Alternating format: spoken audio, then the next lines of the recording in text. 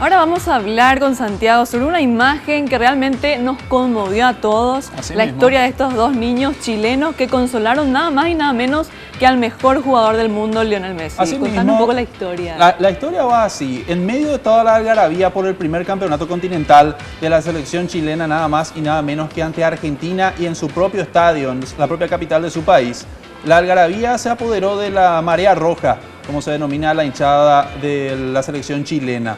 Pero en ese mismo instante, dos niños tomaron el ejemplo de ir a dar sus respetos a una de las máximas estrellas del fútbol mundial, como lo es Lionel Messi, y dieron un ejemplo de deportivismo, saber ganar incluso en los momentos de la mayor victoria y tan anhelada por los chilenos. Esta es la historia de los niños de Messi. Cuando 16 millones de chilenos miraron al Arco Sur para ser testigos de la historia, los niños eligieron ser parte de ella. Maximiliano y Martín apuntaron al Arco Norte, ese donde Messi pasaba las penas.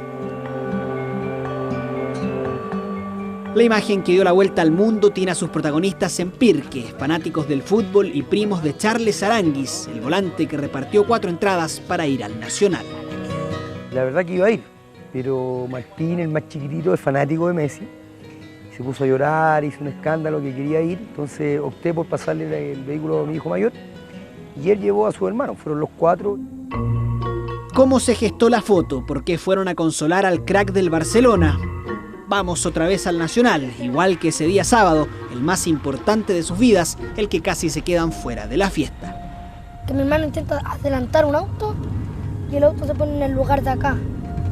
Y mi hermano intenta correrse para acá para evitar el choque y el auto se le va para acá y empieza a darse vuelta. Mi hermano dijo, andamos con suerte, vamos a salir campeones. Y salimos campeones. Menos tránsito en las calles y escaso ambiente en el estadio, pero ambos no ven más que la cancha de fútbol donde cumplieron su sueño. La prensa trasandina se quedó con la albiceleste, por eso quedó registro de la osadía de los hermanos. Oye, ¿y por qué en vez de ir a celebrar donde estaba el Porque vi al mejor del mundo tirado en el suelo con cara de fracaso. ¿Y qué te nació ahí? ¿Qué le dijiste? Que estuviese tranquilo.